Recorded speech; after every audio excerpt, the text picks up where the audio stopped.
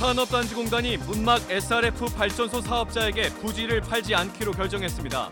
사업성이 크게 떨어진 만큼 더 이상 사업을 추진하는 것이 어렵지 않겠냐는 전망이 지배적입니다. 병원 의사 대신 예비군 훈련을 받은 제약사 직원에게 징역형이 선고됐습니다. 의사에겐 4천만 원의 벌금이 선고됐습니다. 블랙박스 보급률이 높아지면서 교통법규 위반 신고도 늘었습니다. 단속 카메라나 경찰 없이도 시민 공익 제보로 안전한 교통 환경을 만들고 있습니다. 아프리카 돼지 열병이 확산되면서 도내 접경 지역을 중심으로 긴장감이 커지고 있습니다. 도내 모든 양돈 농가 입구에 통제 초소가 설치돼 차단 방역이 강화됩니다.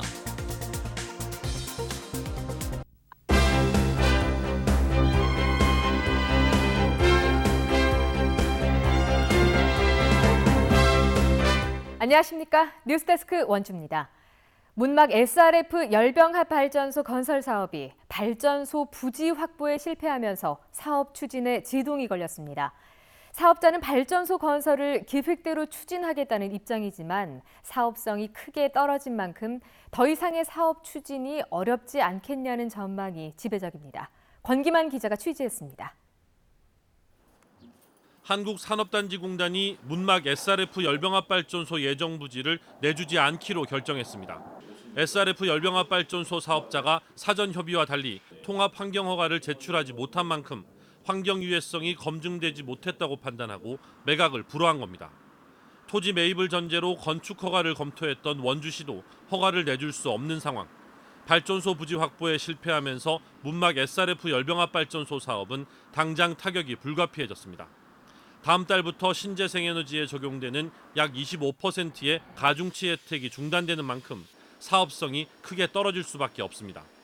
발전소 사업자는 가중치 혜택을 못 받게 돼 아쉽지만 통합 환경 허가가 나오면 사업을 계획대로 추진하겠다고 밝혔습니다. 하지만 발전소 사업의 수익 구조가 무너진 만큼 투자를 받아 사업을 추진하기가 사실상 어려워졌다는 게 중론입니다. 한편 발전소 사업자가 함께 추진했던 화해단지 사업도 부지 매입에 어려움을 겪고 있어 사실상 좌초될 가능성이 높은 상황입니다. MBC 뉴스 권기만입니다. 병원에 약을 납품하는 제약회사 직원들은 의사들에게 이른바 을의 위치일 수밖에 없습니다. 이러다 보니 리베이트나 접대 같은 문제가 끊이질 않는데요. 거래 병원 의사를 대신해서 예비군 훈련까지 받다가 적발된 제약회사 직원에게 징역형이 선고됐습니다. 의사는 벌금형을 받았습니다. 황구선 기자입니다. 지난해 5월 제약회사 직원인 32살 한모 씨는 강원도 원주에서 예비군 훈련에 참가했습니다. 하지만 신분증과 실물이 너무 달라 문제가 됐고 결국 대리 출석임이 드러났습니다. 거래처 의사 37살 박모 씨를 대신해 훈련 받으러 갔다가 덜미를 잡힌 겁니다. 보건소에다가 내야 되는데 약 많이 써드리는 중이라서 내가 갈 시간이 없으니까 좀 내달라고 했는데 이제 신분증을 갖고 막 했다가 사람이 법원은 의사 박 씨에게는 벌금 4천만 원을, 제약회사 직원 함 씨에겐 징역 6개월에 집행유예 2년을 선고했습니다. 대리 출석은 한 번이 아니었습니다. 재판부는 제약회사 영업사원이 지난 2년 동안 모두 3차례에 걸쳐 박 씨 대신 예비군 훈련에 참석했다고 판시했습니다. 의사 박 씨가 함 씨로부터 100만 원 상당의 향응을 받은 점도 유죄로 인정됐습니다. 경찰은 의사 박 씨가 함 씨에게 대리 출석을 시킨 것으로 판단했지만 제약사 직원 함 씨가 재판 과정에서 스스로 참석한 거라고 진술하면서 함 씨의 형이 더 무거워졌습니다. 같은 동등한 처벌을 사실을 받아야 되는 게 잘못한 부분이 동일하다고 보여지기 때문에 맡긴 사람이나 요구한 사람이나 제안한 사람이나 그래서 조금 씁쓸한 마음은 사실 있는 거는 사실이고요. 대한의사협회는 박 씨의 윤리위원회 회부 여부를 검토할 예정입니다. MBC 뉴스 황구선입니다. 단속 카메라나 경찰이 없어도 이제 언제 어디서든 교통법규를 어기면 과태료나 범칙금이 발부될 수 있습니다. 시민들이 직접 블랙박스와 스마트폰으로 교통법규 위반 차량을 신고하는 공익제보가 점차 늘고 있기 때문입니다. 김상훈 기자입니다. 이번 달 3일 촬영된 블랙박스 영상입니다. 반대 차선에서 버스가 지나자 앞서가던 승용차가 갑자기 방향을 틉니다. 건물로 들어가기 위해 중앙선을 침범한 겁니다. 춘천에 주소를 둔 이 승용차 주인에게는 과태료 9만 원이 부과됐습니다. 또 다른 블랙박스 영상. 빨간색 보행자 신호에 차량이 멈춰서고 반대편 차량도 연달아 정차합니다. 그때 2차선에서 SUV 차량이 신호를 무시하고 그대로 질주합니다. 맞은편에서 보행자가 있었다면 사고가 날 수도 있는 아찔한 상황.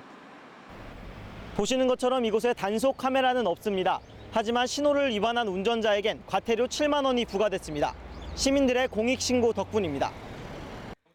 이처럼 강원도 내에서만 올 들어 블랙박스와 스마트폰 영상 등 9,900여 건의 공익신고가 접수됐는데 지난해보다 30% 가까이 증가한 수치입니다. 신고 유형으로는 신호 위반과 깜빡이 미점 등이 가장 많았습니다. 공익신고는 난폭 보복 운전을 포함해서 도로교통법 위반 사항에 대해서 전부 신고가 가능하기 때문에 손쉽게 스마트폰을 이용해서 신고하실 수 있습니다. 교통법규 위반 공익신고는 국민신문고와 스마트 국민제보 어플을 통해 쉽게 할 수 있습니다. 블랙박스 보급률이 높아지면서 시민들의 공익신고가 안전한 교통 환경을 만들어가고 있습니다. MBC 뉴스 김상훈입니다.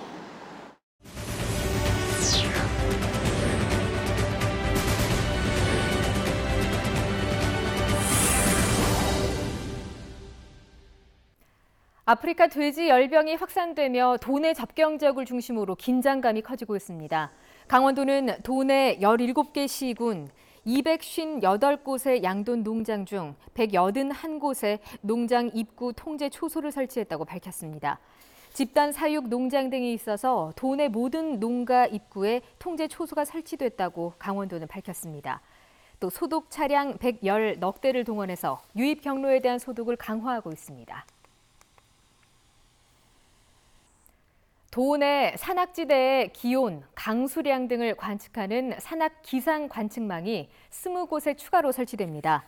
북부지방산림청은 올해 8억여 원을 들여 도내 산림 주요 지점 20곳에 실황 관측은 물론 기상 예보 기능까지 갖춘 산악 기상 관측망을 추가로 설치한다고 밝혔습니다.